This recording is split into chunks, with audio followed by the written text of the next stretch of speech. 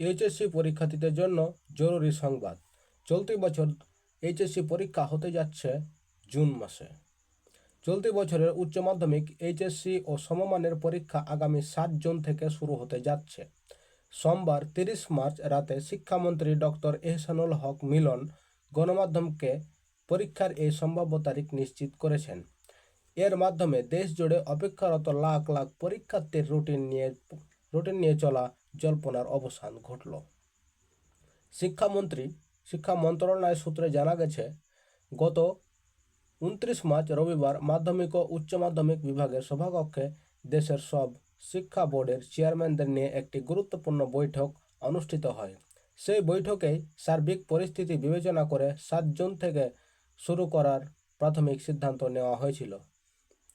সভায় উপস্থিত একজন বোর্ড চেয়ারম্যান জানিয়েছেন, শিক্ষামন্ত্রীর দিক নির্দেশনা অনুযায়ী এই তারিখ নির্ধারণ করা হয়েছে। এখন আনুষ্ঠানিক অনুমোদনের পর খুব দ্রুতই পরীক্ষার চূড়ান্ত সময়সূচি বা রুটিন প্রকাশ করা হবে।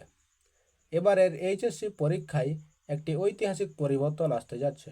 এবারই প্রথমবারের মতো দেশের 9টি সাধারণ শিক্ষা বোর্ড সহ মোট 11টি বোর্ডে অভিন্ন প্রশ্নপত্র পরীক্ষা অনুষ্ঠিত হবে। এর আগে মাদ্রাসা ও কারিগরি শিক্ষা বোর্ডে অভিন্ন প্রশ্নপত্র থাকলেও সাধারণ বোর্ডগুলোতে আলাদা আলাদা প্রশ্নে পরীক্ষা হতো। সংশ্লিষ্টরা মনে করছেন, সকল বোর্ডে একই প্রশ্নে পরীক্ষা নেওয়ার এই সিদ্ধান্তের ফলে প্রশ্নপত্রের মান ও মূল্যায়নে সমতা নিশ্চিত হবে। এতে করে মেধা যাচাইয়ের প্রক্রিয়ায় আরও স্বচ্ছতা আসবে এবং বোর্ডগুলোর মধ্যে ফলের বৈষম্য দূর হবে।